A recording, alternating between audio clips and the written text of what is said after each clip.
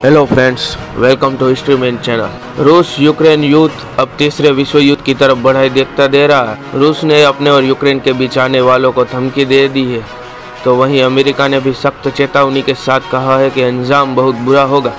रूस को कीमत चुकानी होगी। ब्रिटेन और दूसरे देश भी रूस के खिलाफ खड़े हैं।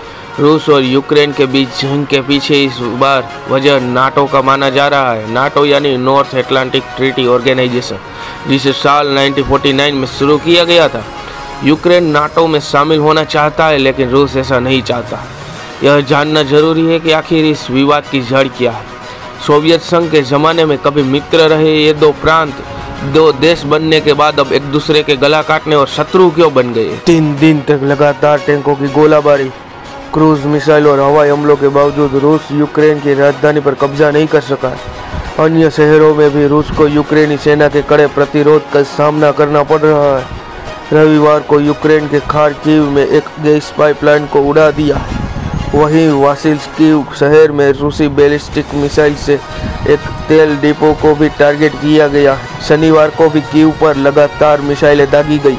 इनमें से एक मिसाइल कीव के बाहरी इलाके स्थित एक आवासीय बहुमंजिला इमारत की 16वीं और 21वीं मंजिल के बीच गुजर गई और इमारत की 2 मंजिलें आग से घिर गई। हमले में कम से कम 6 नागरिक गंभीर रूप से घायल हो गए, जबकि 80 को बचाव निकाला गया। एक अन्य मिसाइल कीव को पानी की आपूर्ति के वाले बांध को निशाना बनाकर दागी गई, लेकिन यूक्रेन ने इसे हवा में ही मार गिराया।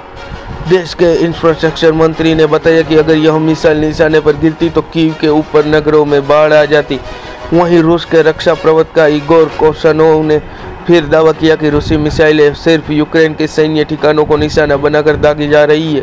ऐसे में यह जानना जरूरी है कि आखिर इस विवाद की जड़ क्या है। सोवियत संघ के ज़माने में कभी मित्र रहे या प्रांत, दो देश बनने के बाद एक दूसरे के शत्रु क्यों बन गए। जानिए पूरा 10 बिंदुओं में पूरा मामला। यूक्रेन की सीमा पश्चिम में यूरोप और पूर्व में रूस से जुड़ी हुई है। 1991 तक यूक्रेन पूर्वोत्तर सोवियत संघ का हिस्सा था। नंबर 2, रूस के यूक्रेन के बीच तनाव नवंबर 2013 में तब शुरू हुआ जब यूक्रेन के तत्कालीन राष्ट्रपति विक्टर यानुकोविच का कीव में विरोध हुआ, जबकि उन्हें रूस का समर्थन था। नंबर 3, यानुकोविच को अमेरिका ब्रिटेन समर्थित प्रदर्शनकारियों के विरोध के कारण फरवरी 2014 में देश छोड़कर भागना पड़ा। नंबर 4, इससे खफा होकर रूस ने दक्षिणी यूक्रेन के क्रीमिया पर कब्जा कर लिया। इसके बाद वहां के अलगाववादियों को समर्थन दिया। इन अलगाववादियों ने पूर्वी यूक्रेन के बड़े हिस्से पर कब्जा कर लिया। नंबर 5, 2014 के बाद रूस समर्थक अलगाववादियों और यूक्रेन की सेना के बीच डोनबास प्रांत में संघर्ष चल रहा था। नंबर 6, इससे पहले जब 1991 में यूक्रेन सोवियत संघ से अलग हुआ, तब कई बार क्रीमिया को लेकर दोनों देशों में टकराव हुआ था। नंबर 7, 2014 के बाद रूस एवं यूक्रेन में लगातार तनाव और टकराव को रोकने एवं शांति कायम कराने के लिए पश्चिमी देशों ने पहल की। फ्रांस और जर्मनी ने 2015 में बेलारूस की राजधानी मिन्स्क में दोनों देशों के बीच शांति एवं संघर्ष विराम का समझौता कराया। नंबर 8, हाल ही में यूक्रेन ने नाटो से करीबी दोस्ती संगठन कर लिया है। यूक्रेन के नाटो से अच्छे रिश्ते हैं। 1949 में तत्कालीन राष्ट्रपति और सोवियत संघ से निपटने के लिए नाटो यानी उत्तर अटलांटिक संधि संगठन बनाया गया। यूक्रेन की नाटो से करीबी रूस को नागावार गुजरने लगी। नंबर 9, अमेरिका और ब्रिटेन समेत दुनिया के 30 देशों नाटो के सदस्य हैं। यदि कोई देश किसी तीसरे देश पर हमला करता है तो नाटो के सभी सदस्य देश एकजुट होकर उसका मुकाबला करते हैं। रूस चाहता है कि नाटो अपना विस्तार ना करे। राष्ट्रपति पुतिन इस मांग को लेकर यूक्रेन एवं पश्चिमी देशों पर दबाव डाल रहे थे।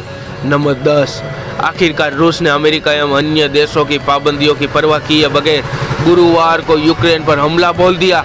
अब तक नाटो, अमेरिका एवं किसी अन्य देश ने यूक्रेन के समर्थन में जंग में कूदने का ऐलान नहीं किया। वे यूक्रेन की परोक्ष मदद कर रहे हैं। ऐसे में कहना मुश्किल है कि यह जंग क्या मोड़ लेगी। यदि यूरोप के देशों या अमेरिका ने रूस के खिलाफ अन्य सैन्य कार्रवाई की तो समूची दुनिया के लिए मुसीबत पैदा हो सकती है। दोस्तों, ये वीडियो आपको अच्छा लगा हो तो हिस्ट्री मैन चैनल को सब्सक्राइब कर दीजिए, ताकि मैं ऐसे ही मज़ेदार वीडियो आपके लिए लाता रहूँगा। पीस।